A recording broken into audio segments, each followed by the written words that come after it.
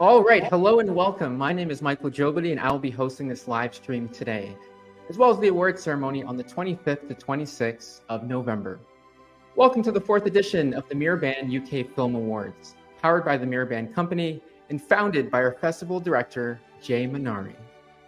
The Miraband UK Film Awards, or MUFA, is a British, London-based, IMDb qualifying film festival focused on diversity in Auteur movies. As a member of Film Hub London and BFI Fan, MUFA provides a spotlight for underrepresented, emerging, and experienced independent filmmakers through weekly live stream Q&A sessions, as well as with its in-person career expo and networking opportunities, and an exciting festival event taking place on the 25th to 26th of November at the Bromley Picture House Cinema. If you haven't done so yet, please check out our festival tickets and VIP passes for the event, and subscribe to our upcoming streaming platform, Stream Auteur, to watch all the officially selected candidates of this edition and vote for your favorite, which will win the Best Film Audience Award. All right, well, let's get the ball rolling with our special guest. We have an amazing team here. Please welcome Marcel Ruizendaal, Isabel Kempschnepsch, and Micaela Carballo from UK and Netherlands, a finalist for Best Student Film, Best Film Score, with their film, The House in the Middle of the Sea. We also have our esteemed music juror, Jonathan McKinney, with us today. The House in the Middle of the Sea is another breathtaking, diversity-driven story where after the Germans flooded large parts of the Netherlands towards the end of World War II, in a last attempt to stop the Allied advance, the Brouwer family find themselves trapped in their attic, surrounded by water. With their rations dwindling, the question of whether to stay in the house or risk going to the Nazi-occupied dry land begins to divide the family. Let's take a look. We didn't actually have this trailer, I'm afraid, but we can start the ball rolling with the questions. No worries, awesome. The questions are the fun part.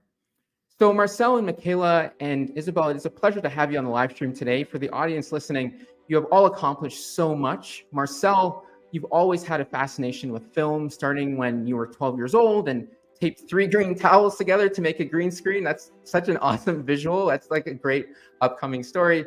And then since then, this passion has only grew to eventually, you ended up studying film in London. And here you developed your skills as a director and discovered your style and love for smaller scale emotional stories. And Micaela, you are an Argentinian composer and conductor based in London. You are currently studying the Master in Composition for the screen at the Royal College of Music with the Elizabeth Mary Morgan, the RCM, and the Good Enough College Scholarships.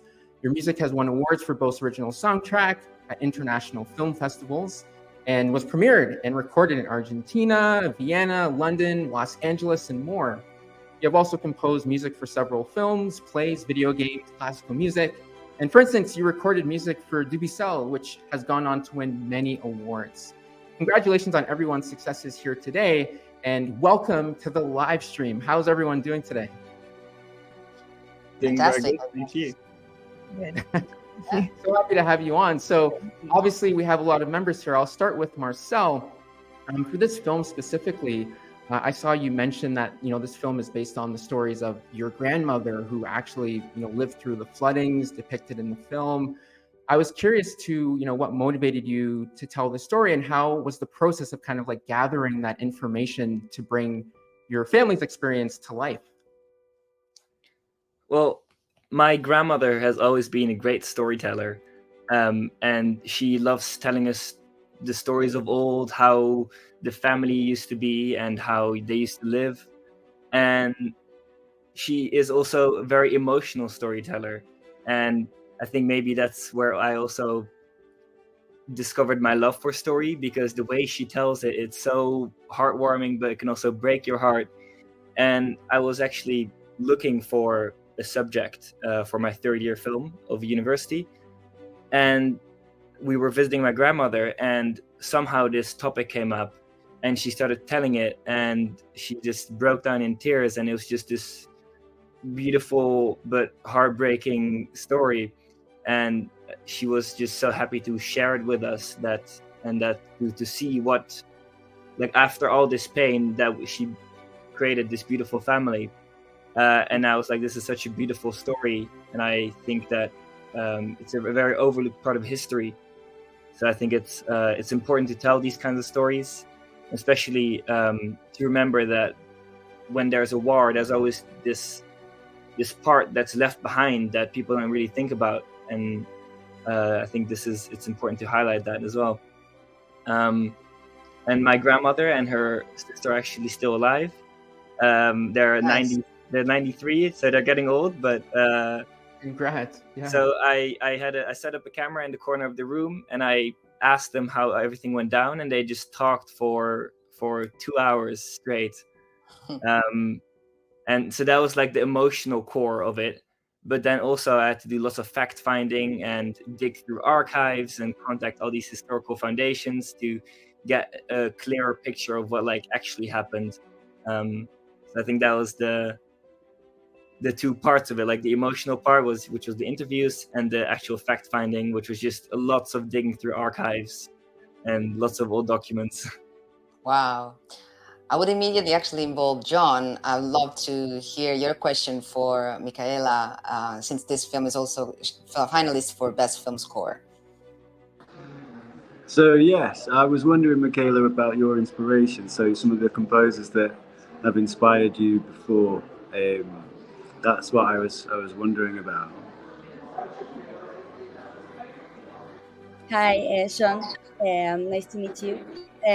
Well, my inspirations for the film, I mean, I think it was very easy to work with Marcel because the idea of the story was already like written. So they sent me the script, and I read the script, and I realized that the kind of music I usually make is emotional. So it was really fascinating for me to imagine all the immensity of the lake and the house. At the beginning, I was thinking how they are going to do all of this. Because I was thinking like in the house and in the lake and all the images that are in my head before I see the film. And then when I saw the film, I realized that everything was much better than what I was thinking. So for me, it was really easy to see the image and to immerse me in the story, and to think about, I think that the isolation of these people in the middle of nowhere, and thinking about the lake that is everything, it's all the time like sounding. I mean, the work with the sound designer was amazing too.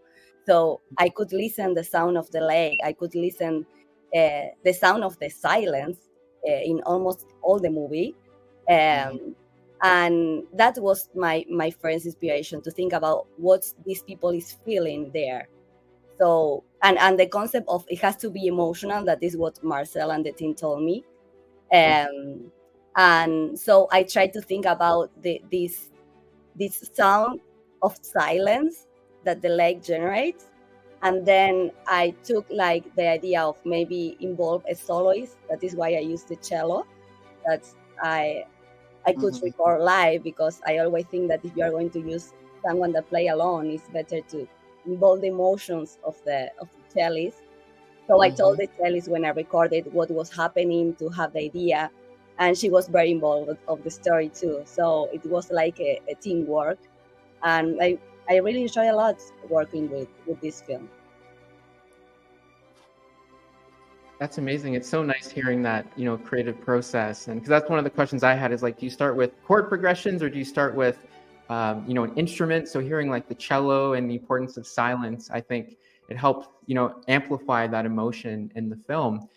Just a quick question for Isabel. Obviously, you've done work with Cerebrum. I was curious to know if you've taken any lessons learned from that film and applied it in this film, because obviously, you know, every time you do a film, there's something new that comes up. You're wearing a lot of different hats. I was just curious if you've kind of taken any learnings from your previous film and applied that, or if you felt like this film was kind of separate in terms of your learnings.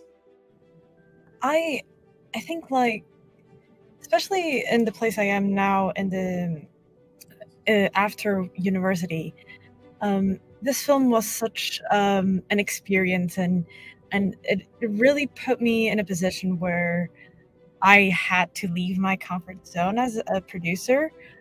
First, it is a language I know nothing. I knew nothing of the language. Poor Marcel, he had to be like my translator throughout all of it. But I think it's like also learning how to deal with people with different backgrounds and different nationalities as yours, and what is the best way to approach this or approach that. And definitely, I think I took a lot and I learned a lot from this experience. I had filmed in Portugal, my homeland, on my second year at university. And that's easy for me because I know how to do things there.